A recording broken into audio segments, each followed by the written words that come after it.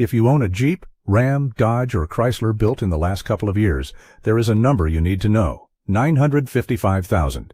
That is roughly how many Stellantis vehicles worldwide are now caught in a recall involving a software defect that can make the rearview camera fail when the driver shifts into reverse. About 848,000 of those vehicles are in the United States. And this is not some convenience feature disappearing from the screen. Backup cameras have been federally required on new vehicles sold in America since 2018 because being able to see directly behind a vehicle is a safety issue, especially around children and pedestrians. Yet Stellantis has managed to put nearly 1 million recent model vehicles on the road with software capable of disabling that legally mandated safety system. The company's temporary advice is essentially to rely on your mirrors until an over-the-air update arrives. That would already be a serious story on its own, except the recall landed at the end of one of the most chaotic stretches any major automaker has experienced in years, a stretch involving collapsing profits, billions in write-downs, angry dealers, furious union leaders, repeated quality problems, a CEO pushed out early, and a stock price that has lost close to 80% from its peak. The camera problem is not the whole story. It is the latest receipt from a strategy that spent years treating customers, dealers, workers, and eventually investors as if they would simply tolerate whatever Stellantis decided to do. To understand why one failed camera matters so much, you have to go back to the period when Stellantis still looked almost unstoppable. Starting around 2022, the company pushed aggressively into a pricing strategy built around a simple idea: sell fewer vehicles but make more money on each one. Prices went up. Incentives came down. Dealers were expected to absorb the pressure. On a spreadsheet, the logic works. If higher margins offset lower volume, profits can rise even while fewer cars leave the lot. Carlos Tavares, the company's chief executive at the time, pursued that formula particularly hard with Jeep and Ram, two brands that generated an enormous share of Stellantis' North American earnings. The problem is that a vehicle is one of the largest purchases most households make. A buyer notices immediately when the truck sitting in front of them costs $8,000 or $12,000 more than a comparable version did only a couple of years earlier. That difference becomes a loan payment every month, often for 6 years or longer. And eventually buyers answered the strategy in the only language a car company cannot ignore. They stopped buying. Jeep sales weakened. Ram sales dropped nearly 20% in a year. Vehicles accumulated on dealer lots, while Stellantis continued producing inventory as though customers would eventually surrender and pay the sticker price. By September 2024, even the people whose businesses depended on selling Stellantis products were publicly warning that the strategy had gone too far. Leaders representing the company's United States Dealer Council released an open letter aimed directly at Tavares. They accused management of making short-term decisions that were damaging the brands, sacrificing market share in pursuit of margins, and failing to build vehicles Americans actually wanted and could afford. Consider who was saying this. Not a short seller, not an activist, not a rival automaker. The dealers, the people writing checks for inventory and watching customers walk out of their showrooms. And still, management defended the strategy until the numbers became impossible to explain away. By the third quarter of 2024, Stellantis' global vehicle sales were down nearly 20% year-over-year, forcing the company to cut its full-year profit outlook. Dealer inventory in the United States had become a growing problem. The United Auto Workers was publicly demanding leadership changes while accusing the company of breaking promises surrounding the shuttered assembly operation in Belvidere, Illinois. Then the board made its move. On December 1, 2024, Tavares resigned effective immediately, more than a year before he had been expected to retire. The official explanation spoke carefully about differing views between the chief executive and the board. Corporate language always sounds cleaner than the underlying argument. Reports that followed described a breakdown in confidence over strategy, with one Reuters source characterizing the mistakes as arrogant. By then, the market had already issued its own verdict. Stellantis shares had fallen 43% during 2024, while General Motors gained roughly 55%. One automaker was being rewarded. The other was becoming a warning about what happens when margin discipline turns into pricing arrogance. And when the full-year numbers arrived 2 months later, they made the scale of the damage much harder to dismiss. Stellantis' net profit for 2024 had fallen about 70% from the prior year. Industrial free cash flow was negative by roughly 6 billion euros. This was the same company that had generated nearly 19 billion euros in profit in 2023. In 1 year, one of the industry's great profit machines had slammed into reverse. Normally, that would be where the new leadership comes in. cuts inventory, fixes pricing, repairs dealer relationships, and tells investors the worst is behind them. Stellantis discovered that the pricing disaster was only the first layer. Underneath it sat a second bet that was even more expensive. The company had committed enormous resources to an electric vehicle transition that moved much faster inside its planning documents than it did inside actual showrooms. In February 2026, new chief executive Antonio Filosa revealed what Stellantis called a strategic reset, and the financial cost attached to that reset was extraordinary. The company booked 22.2 billion euros in charges during the second half of 2025. Those charges were tied largely to unwinding overly aggressive electric vehicle plans, restructuring operations, cutting workers in Europe, and rewriting warranty assumptions that had become far more expensive than expected. Revised warranty provisions alone amounted to roughly 4.1 billion euros. When the final 2025 results were completed, Stellantis reported a net loss of 22.3 billion euros, approximately $26.3 billion, its first annual loss since the company was created through the 2021 merger. The comparison across just a few years is brutal.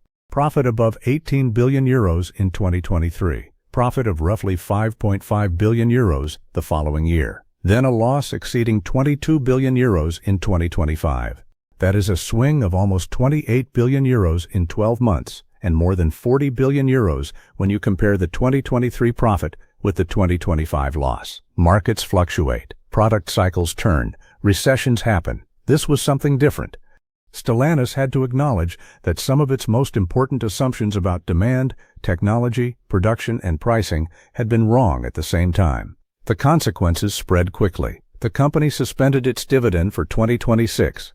It issued roughly 5 billion euros in hybrid bonds to strengthen the balance sheet. Industrial free cash flow stayed negative for a second consecutive year, and workers who had already endured uncertainty surrounding Belvedere were told there would be no profit-sharing checks for UAW-represented employees because North American performance failed to reach the threshold established under the union's 2023 contract.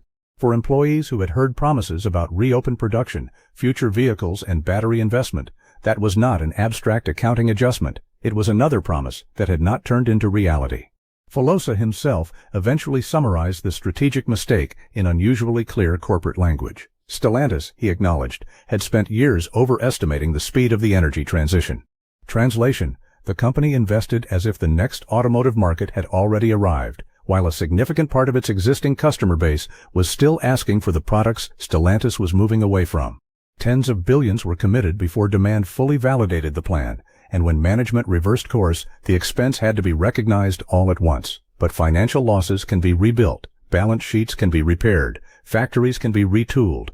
The more dangerous issue is what happens when strategic mistakes begin appearing in the vehicles themselves. In 2024, Stellantis issued 72 separate recalls, affecting nearly 4.8 million vehicles.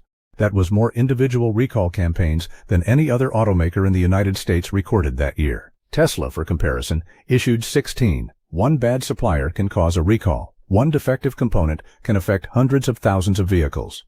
72 campaigns begin to look less like an isolated incident and more like a system under pressure. And the pattern continued. Jeep Wrangler and Grand Cherokee plug-in hybrids faced battery-related recalls amid allegations that owners had repeatedly been brought back for remedies that did not eliminate the underlying fire concern. Some owners were advised to park affected vehicles outdoors and away from structures. Other Stellantis vehicles faced problems involving engines that could leak oil toward hot exhaust components, creating potential fire risks. That issue stretched into European products sold under Peugeot, Citroën, and Opel. Stellantis attributed part of the problem to a supplier deviation, although related engines had already faced complaints involving oil consumption. Then the new Jeep Wagoneer S was recalled because a liftgate hinge cover could detach while the vehicle was moving. Different brands, different systems, different failure modes. The common denominator was a company publicly claiming that quality was improving while owners kept receiving notices telling them something on their relatively new vehicle needed attention. Then came August 17, 2026. Stellantis disclosed the rear camera recall across Chrysler, Dodge, Jeep, and Ram vehicles, nearly 955,000 vehicles worldwide, approximately 848,000 in America. And what makes this recall particularly damaging is not simply the size, It is the simplicity of what customers expect. Shift into reverse. Camera turns on. That is the entire promise. Drivers do not care whether the failure originates in a camera module, software logic, networking architecture, or a supplier's code. They purchased a modern vehicle, often for tens of thousands of dollars, and a legally required safety feature may disappear when they need it. Stellantis can reasonably argue that recalls are surging across the broader industry. Total recalls in 2026 have been running at roughly twice the level seen at the same point in 2025. Ford alone has recalled more than 10 million vehicles this year. It is also true that recall statistics can be misleading because one software campaign affecting hundreds of thousands of cars does not necessarily mean those vehicles are generally unreliable. Those are fair points. The problem for Stellantis is timing. Management has been telling investors that a quality turnaround is underway. The company says the number of problems reported during the first month of ownership in North America has fallen by more than half since the beginning of 2025, with improvement exceeding 30% across wider Europe. Those numbers matter. They may show real progress inside factories and engineering teams, but credibility is not measured only by internal quality dashboards. It is measured by what happens after the customer takes the keys. Tell the owner of a 2026 Ram that early life quality metrics have improved dramatically, then hand them a recall notice explaining that their rear camera may fail. Both statements can technically be true, only one of them is sitting in the customer's mailbox. And quality is not the only place Stellantis is trying to rebuild trust. United States shareholders filed a securities fraud lawsuit in 2024 against Stellantis, Tavares, and the company's former chief financial officer, accusing leadership of making excessively optimistic statements about pricing power and inventory while serious problems were allegedly developing underneath. The case covers investors who purchased shares between February and July 2024 and remains unresolved in federal court in Manhattan. Whatever the court eventually decides, the existence of the dispute reinforces the central problem facing this company. Dealers questioned the strategy. Workers questioned the promises. Customers dealt with recalls. Investors questioned what management was telling them. Once all four groups begin asking whether they are hearing the full story, even legitimate improvement becomes harder to sell. And there has been legitimate improvement. That is what makes 2026 so strange. Stellantis returned to quarterly profitability in the first quarter for the first time in more than a year. North American sales increased for 4 consecutive quarters, at times outperforming a United States auto market that was shrinking. Ram sales climbed nearly 20% during one stretch, helped by the return of the Hemi V8, a decision Filosa credited as an important profit driver. Jeep Grand Wagoneer sales increased 43% in the second quarter. North American market share climbed to around 7.9%, giving Stellantis one of the fastest growth rates among manufacturers in the region. On paper, those numbers look like a turnaround. Then watch how investors responded. First quarter 2026 results beat expectations for adjusted operating income and earnings per share, yet the stock dropped almost 7% that day, as analysts pointed out that roughly 400 million euros of the upside came from an expected one-time tariff refund rather than purely stronger underlying operations. Second quarter adjusted operating income nearly quadrupled year over year. Revenue rose 13%. Free cash flow turned positive. The stock dropped again, initially more than 8%, because operating income still missed what analysts had expected. That reaction tells you something the income statement cannot. Wall Street does not simply want better numbers from Stellantis anymore. It wants proof that the numbers are durable. Investors have heard the recovery story before, so every headline is being opened, inspected, and checked for fine print. The same skepticism appeared when United States dealer inventory reached roughly 390,000 vehicles by June 2026, up 43% from a year earlier, and approximately 22% above December levels. Management argued the increase was strategic, connected to product launches and planned summer factory shutdowns. Maybe it was. Investors remembered the last time Stellantis said inventory was manageable while vehicles were piling up. UBS downgraded the shares and cut its target from €950 to €590, citing concerns about the United States recovery and weak operating leverage. Piper Sandler issued a double downgrade and warned about longer-term competitive pressure from more vertically integrated, technology-driven rivals. Citi repeatedly reduced its target through the summer. Wolfe Research had already moved to underperform and published estimates dramatically below Wall Street consensus. Meanwhile, Stellantis is facing an estimated €1 to €1.2 billion in additional United States tariff costs during 2026 and uncertainty around the future of its Brampton, Ontario assembly operation. So return to the recall. Nearly 955,000 vehicles. It sounds like a software problem, and technically it is, but strategically it represents something larger. Stellantis is asking the market to believe that pricing has been corrected, inventory is under control, quality is improving, the product mix is getting smarter, cash generation is returning, and leadership has learned from the mistakes of the previous era. Every new recall makes that argument harder. Every inventory spike reminds investors of what happened before. Every downgrade says analysts still need more evidence. The company was not destroyed because Jeep suddenly lost its identity or Ram forgot how to build a desirable truck. Stellantis still controls 14 brands across multiple continents, with engineering histories stretching through Chrysler, Peugeot, Fiat, Alfa Romeo, Jeep, Ram, and others. The asset that deteriorated was less visible. Trust. Trust that prices reflect value.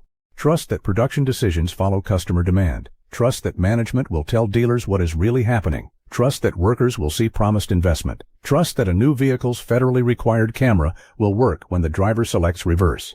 Once that trust has been spent, profitability alone does not instantly buy it back. Stellantis may absolutely recover. Sales are improving. Some quality measurements are moving in the right direction. Management has already reversed several decisions customers hated. But a real turnaround is not one good quarter or one popular engine returning to the lineup. It is years of boring consistency after years of expensive mistakes. Fewer recalls, cleaner launches, inventory that actually moves, products buyers can afford, promises that survive contact with reality. The market is effectively telling Stellantis the same thing its dealers were telling Carlos Tavares 2 years ago. Prove it. And until the company does, that 955,000 vehicle camera recall will be remembered as more than a software bug. It will be another reminder that the most expensive thing Stellantis lost during its collapse was not 22 billion euros, a dividend, or a few points of market share. It was the assumption that people would believe the next promise. So what do you think happens from here? Does Stellantis finally rebuild that trust and turn Jeep, Ram, Dodge, and Chrysler into the foundation of a real recovery? Or are these recalls, inventory problems, and repeated strategy reversals evidence that the damage runs deeper than management admits? If you enjoy investigations that follow the numbers instead of stopping at the headline, subscribe and tell me which side you are on, because the next chapter of this turnaround will be decided by something no earnings presentation can manufacture: whether customers are willing to trust this company again.